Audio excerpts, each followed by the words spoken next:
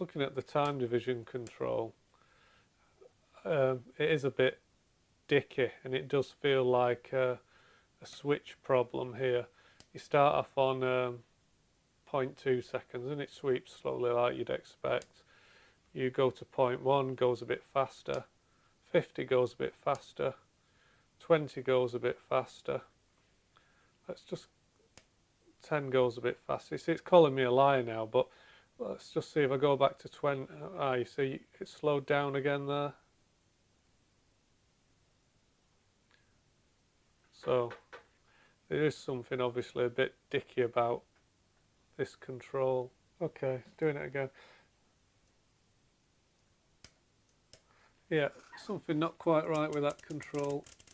Don't know what.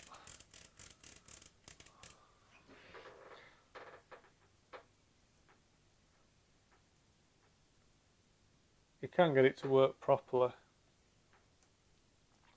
Obviously one of the fingers is a bit dirty, or it's not quite, the operating shaft isn't quite lining up with all the wafers. Well, I cleaned all the pots using deoxit cleaner, but I'm still having problems with the time base, and I think the problem is literally it's still just a dirty contact, and the deoxit cleaner, which is meant to be wonderful, well, it hasn't really touched it, hasn't cured the problem. So these are the switches here that hopefully you can see that on the camera that control the time base, and they don't actually look too bad to me. They're definitely cleaner than they were, but we've still got this switch problem. Now it could just be that the contact surfaces are just kind of worn and there's not enough pressure. But interesting as it was, there's another channel that I watch, which is the D-Lab, and he just so happens to have this exact same scope, and he showed what he said was a better way of cleaning the switches, which is just to use an eraser on the back of a pencil because it's slightly abrasive. And I think I'm going to give that a try, because these switches definitely aren't working as they should. So I think I'm going to try using that technique, give them a gentle clean, and then we'll give it another go, see if that does actually fix the problem. Hopefully you can see what I've done is I've just got a pair of, I don't know, what do you call them, forceps. I've cut the rubber in half, and I'm hoping I'll be able to reach in and give these a better clean. Unfortunately, I don't think I'm going to be able to get the camera in a way that you can see me doing this. It definitely is working. There's a lot of black crud coming off this.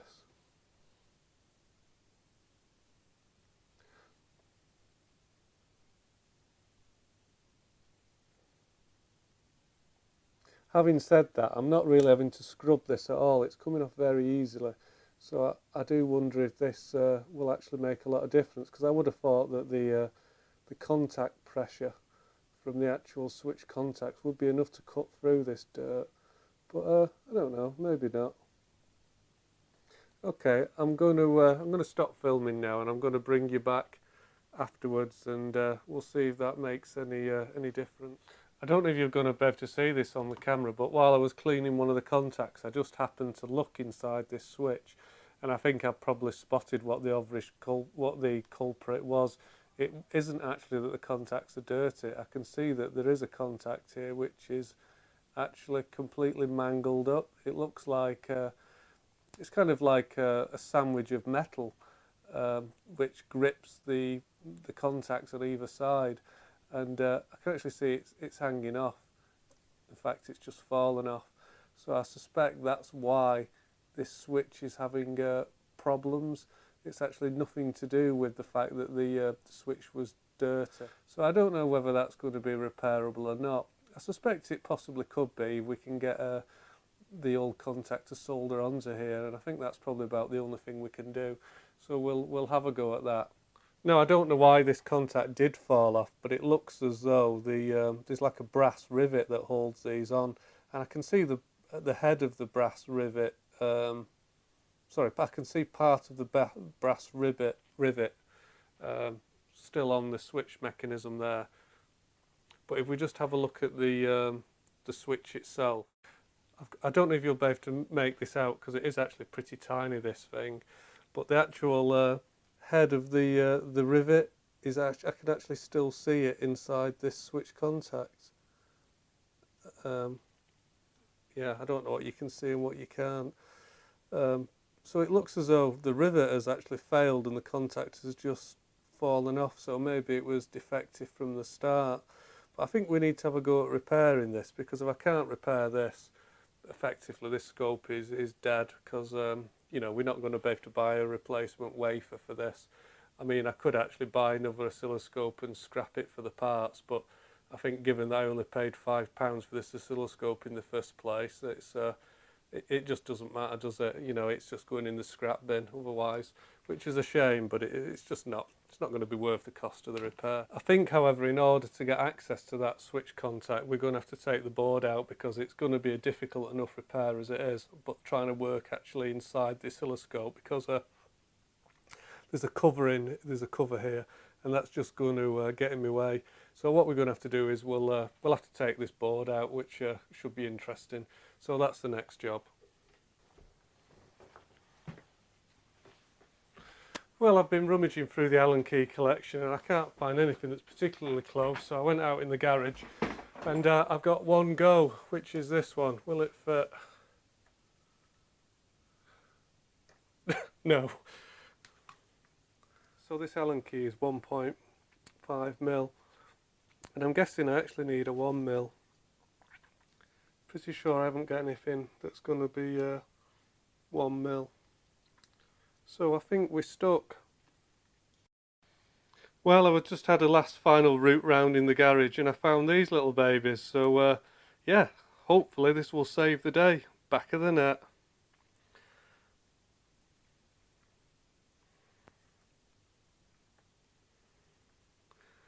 Yep, I think that's the one. These are such tiny screws though, let's hope they undo and not just round the heads off. Yep, it did give, he thinks.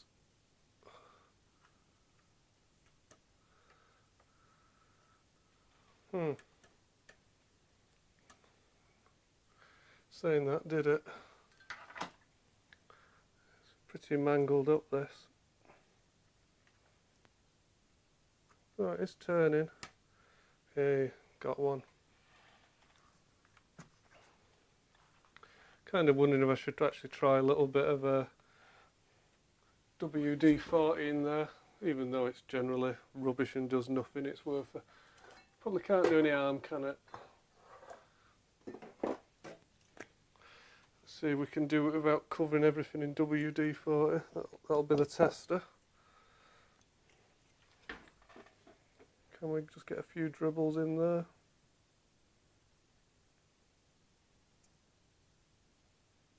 Oh, yeah, that was always the problem, wasn't it? I think they want you to use lots and lots of this stuff, don't they?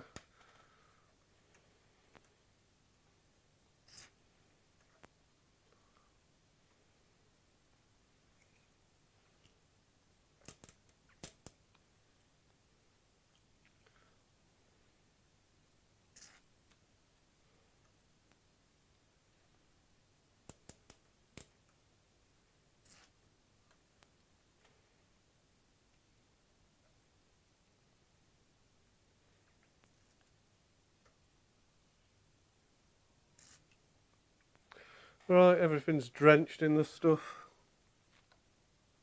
Drenched. Just as I am. Let's get rid of some of that crap. See if it wipes all the numbers off. No, it doesn't seem to, thank God for that. Got to admit, I don't really like WD-40. Well, I've managed to get it all over my trousers as well. That looks like that's going to be a difficult stain to explain.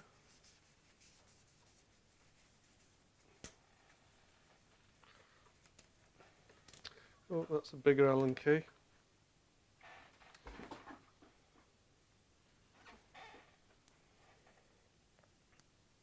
I don't know where I got this pack of Allen keys from. I think I must have just found them in the back of one of my drawers, and certainly don't remember buying them.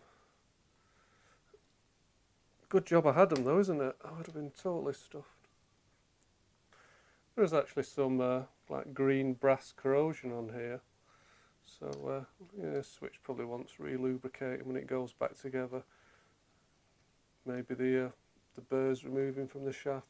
So that connector looks loose now. Sorry, that control looks loose. This one appears to have a lock nut on the front panel that we'll have to take off. This one's got a thread on the front to take a lock nut, but there is no lock nut. So I wonder if that's been lost. I'm pretty sure somebody's been in here before me. That's probably why I was able to buy it for £5, because they knew that there was something wrong with it. Right, I need to get that off the front. So what's that? Oh, 7/16, that's not very useful, is it? I assume being a Japanese oscilloscope, it'll probably be all metric fasteners, which is probably good because I've probably got a box spanners that'll fit this, but it's not particularly tight, so let's hope we can just use this. Bit of a bodge, isn't it? Don't really like adjustable spanners because they don't fit anything, do they? Come on. Hopefully this isn't going to be very tight.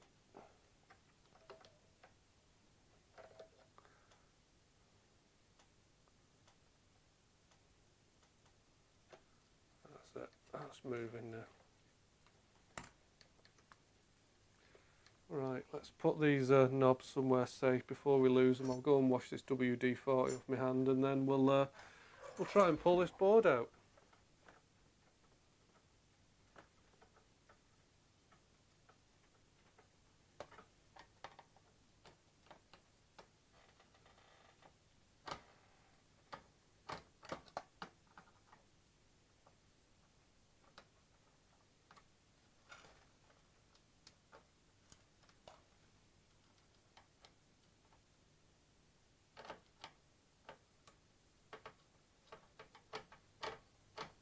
Looks like we may end up taking the bottom panel off this scope to gain access.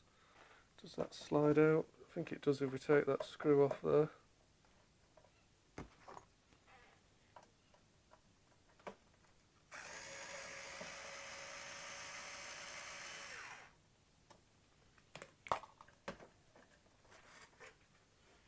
Well, that gives us much more access to everything. Well, it feels as though we should be out now.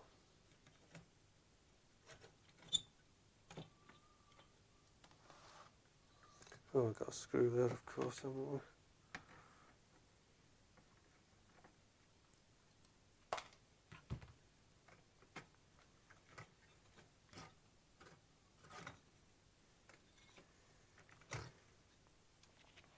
Looks like we've got some mains connectors here. That what are they coming from? They look like they're coming from, they're going to the high tension supplies. So again, maybe should be a little bit careful before poking around in there. I would have thought everything will be discharged by now though, won't it?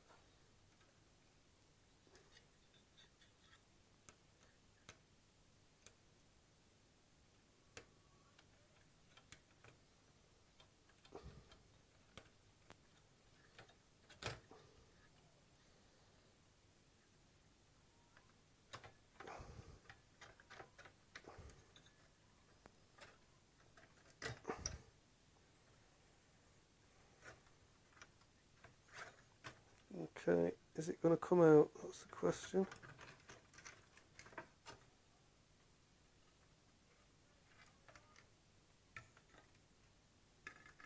Something holding it. Just looking at the board, I can see some of the usual kind of dry joint type problems. You know, there's a build-up of flux on some of the connectors. Sorry, it's build-up of flux on the back of the board in certain areas, and yeah, I definitely think I might as well go over some of these joints with a soldering iron while I've got the board out. it's unlikely that that's what the triggering problem is, but again, while the board's out, we might as well have a go. Right, okay, need to unsolder this connector off here. Well, I'm sure this is the part where I would normally give you a guided tour and I would explain what all these bits do and point at things and go, yeah, that's the main HT, blah blah blah. But the reality is I've got no idea what most of these things do, so yeah, we're not going to do that. So that's the board, yeah, board. Yeah, some of these joints down here have got some old flux residue on them, and just a couple of the joints look as though they could do with being resoldered. So I think I may as well do that. Any joints that look a bit, yeah, a bit funky, we'll just run the soldering iron over them now. I think I'll suck the old solder off and just put a bit of fresh solder on. I'm not expecting it's going to fix our problem, but you know, while I've got the board out, why not? I think the other thing we'll do is we'll just give this board a bit of a clean, because yeah, it is looking a bit dusty and funky looking. Definitely got that, you know, that vintage dust electronic smell that reminds me of my childhood. I do love that smell.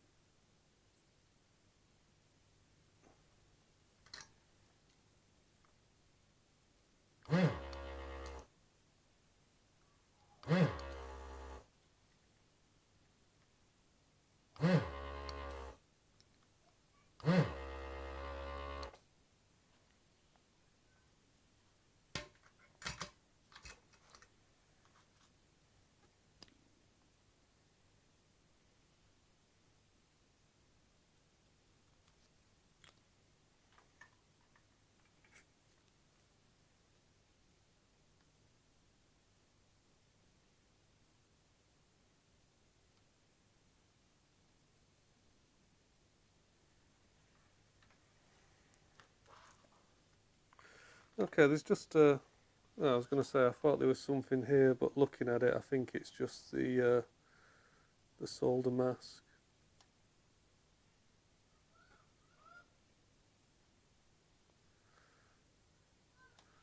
I will just touch that up though.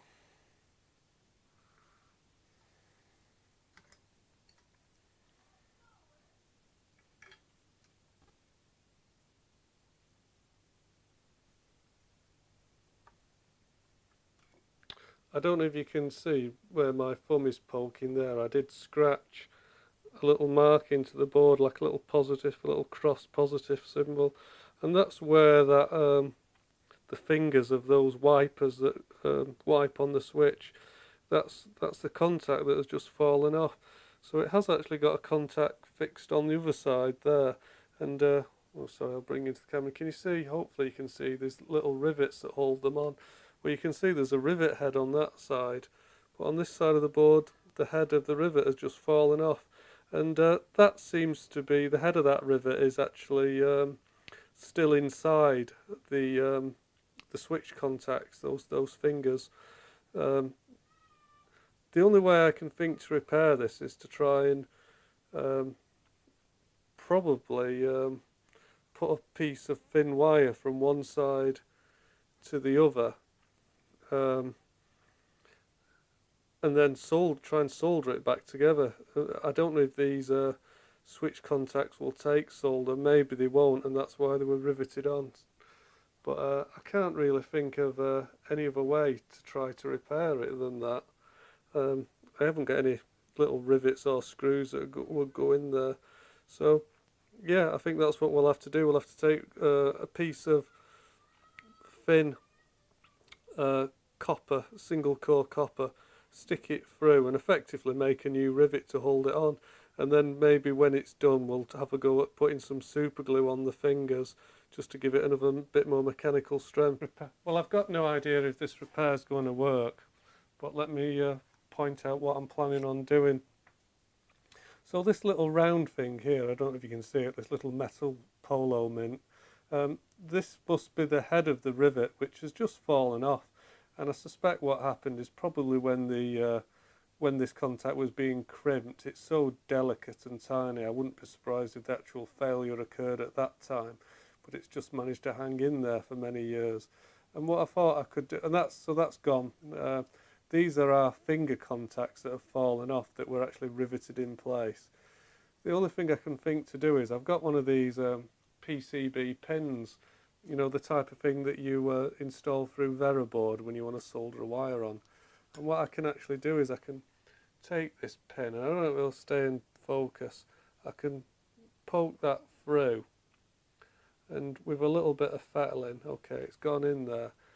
I hope that I'll be able to effectively put this shaft through the old rivet and solder it on the back side.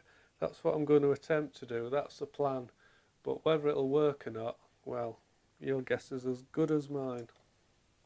Well, I'm afraid we're on plan B already. I was trying to get the what I need to do is to get that metal pin through this old through the centre of the rivet, which is still in there, and I couldn't do that. The hole is just too small. So I have found another piece of thin, I don't know what it is, it's a pin out of a connector or something, and that will thread through the centre. So what I'm hoping I can do is, I'm hoping I'm going to be able to push this pin through. I'm not going to be able to do this on camera, I don't think. It's hard enough, it's going to be hard enough to do at any point. What I've done is I've just stuck this old part of a connector or something, don't know what it is. But I've basically stuck the rod through the centre of the rivet, and that's retaining the switch contact, the fingers of the switch contacts. And I've pushed that pin through the old rivet hole, and I've just bent it over on top. So I'm now just wondering if I'll be able to put a little bit of solder on there to secure it. I don't know if these contacts are solderable. They may be made out of some alloy that just won't solder. I know in my luck I'll put some heat on it and it'll all run down and end up somewhere it shouldn't, but mechanically I think it's just going to fall apart, so it needs something. And also just the physical, just the pressure, it's not going to make a good contact with the centre of the rivet, so it won't be reliable. I've got to try and solder it as well, I think.